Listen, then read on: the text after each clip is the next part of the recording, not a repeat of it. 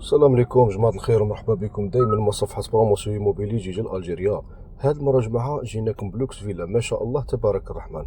الموقع تاعها بالضبط ولاية جيجل دائرة الطهير حي بولشعور. راهي قريبة بزاف جماعة للمسجد بولشعور. عندك فيما يخص الوثائق تاع عندها عقد موثق جماعي.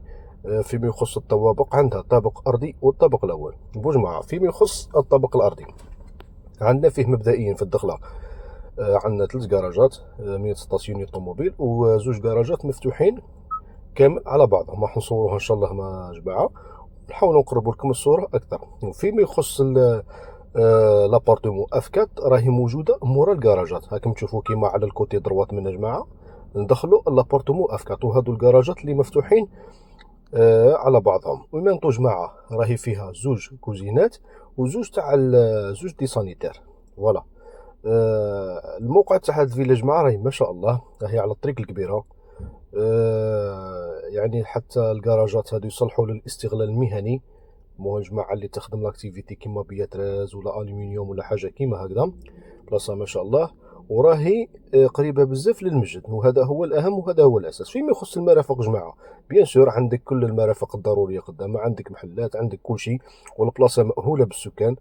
عندك تريسيتي عندك الغاز عندك الماء، عندك الانترنت وهو الاساس. وفيها حتى الكاميرات تاع دي سيرفايونس، كاميرات المراقبه.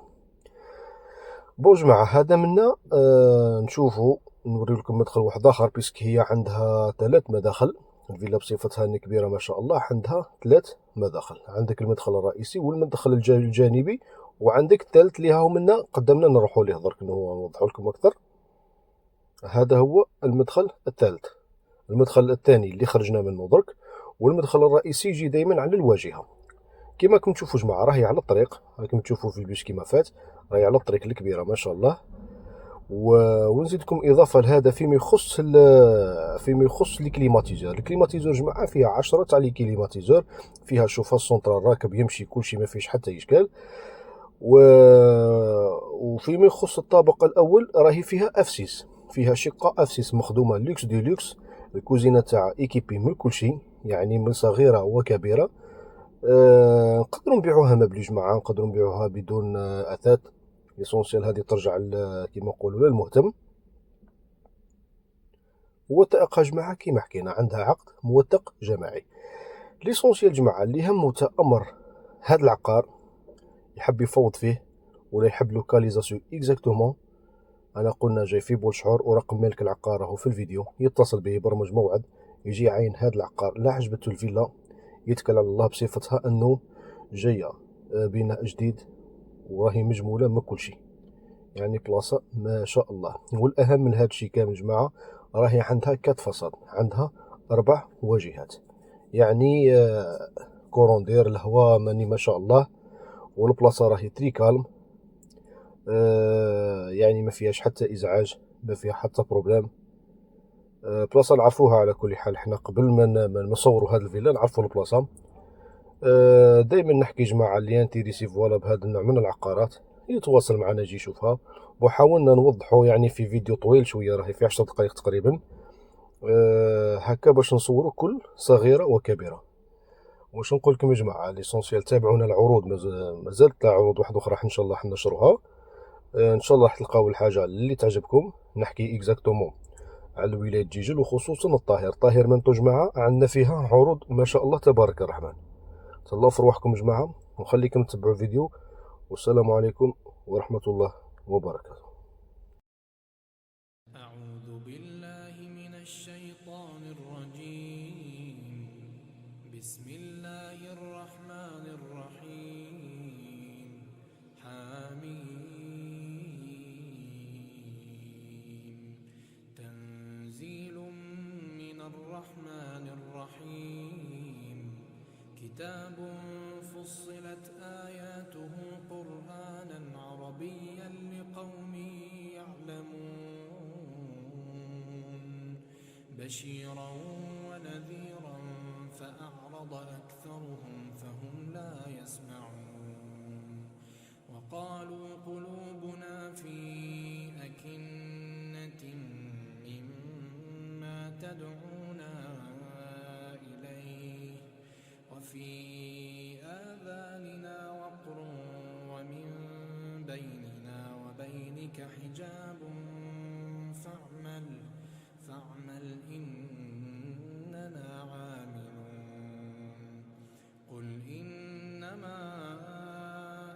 بشر مثلكم يوحى إلي أنما إلهكم إله واحد فاستقيموا إليه واستغفروه وويل للمشركين الذين لا يؤتون الزكاة وهم بالآخرة هم كافرون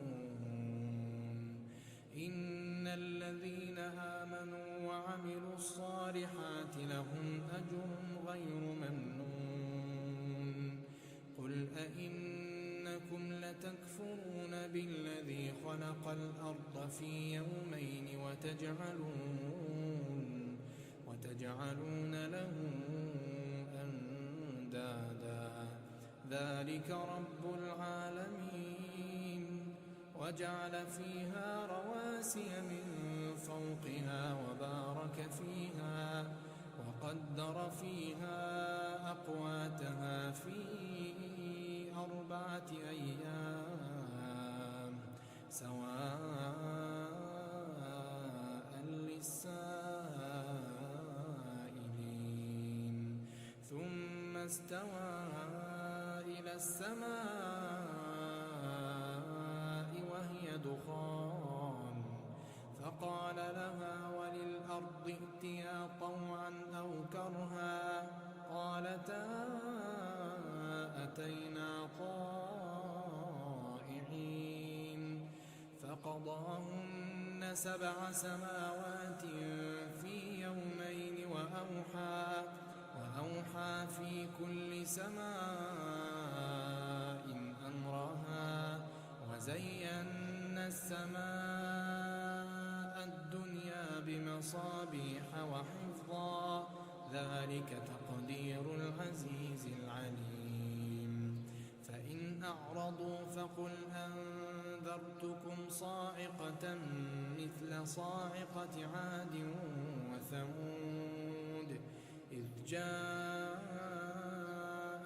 الرسل من بين أيديهم ومن خلفهم ألا تعبدوا إلا الله قالوا لو شاء ربنا لأنزل ملائكة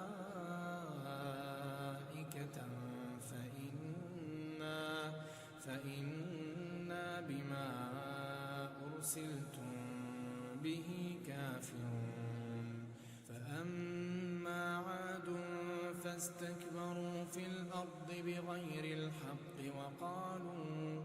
وقالوا من أشد منا قوة أولم يروا أن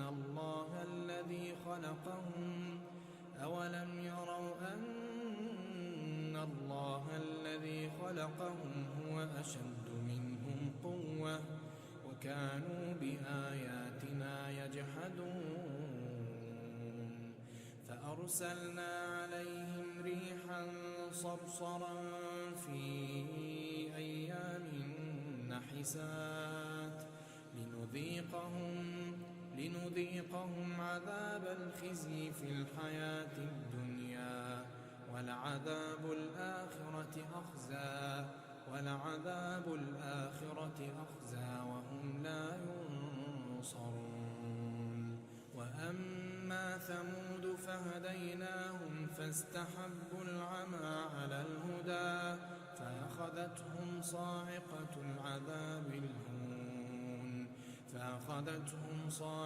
العذاب الهون بما كانوا يكسبون ونجينا الذين آمنوا وكانوا يتقون ويوم يحشر أعداء